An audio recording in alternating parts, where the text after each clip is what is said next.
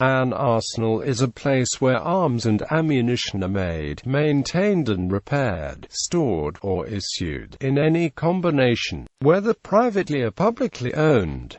Arsenal and armoury or armoury are mostly regarded as synonyms, although subtle differences in usage exist. A sub-armory is a place of temporary storage or carrying of weapons and ammunition, such as any temporary post or patrol vehicle that is only operational in certain times of the day. Etymology: from Italian arsenal and French arsenal, from Arabic draughtsman, meaning manufacturing shop. Types: a lower-class arsenal, which can furnish the materiel and equipment of a small army, may contain a laboratory, gun and carriage factories, small arms ammunition, small arms, harness, saddlery, tent and powder factories. In addition, it must possess great storehouses. In a second-class arsenal, the factories would be replaced by workshops.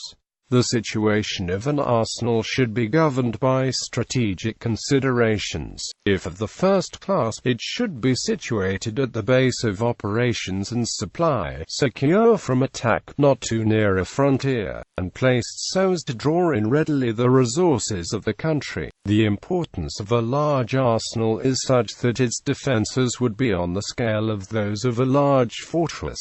In the early 21st century, the term floating armoury described a ship storing weapons to be supplied to merchant vessels in international waters subject to piracy, so that the weapons do not enter territorial waters where they would be illegal. Operational subdivision: the usual subdivision of branches in a great arsenal is into storekeeping, construction and administration. Under storekeeping we should have the following departments and stores: departments of issue and receipt, pattern room, armory department, ordnance park, harness, saddlery and accoutrements, camp equipment, tools and instruments, engineer store, timber yard, breaking up store, unserviceable store. Under construction: gun factory, carriage factory, laboratory, small arms factory, harness and tent factory, powder factory, etc. In a second-class arsenal there would be workshops instead of these factories. Under the head of administration would be classed is the chief director of the arsenal, officials military and civil, non-commissioned officers and military artificers, civilian foremen, workmen and laborers, with the clerks and writers necessarily for the office work of the establishments.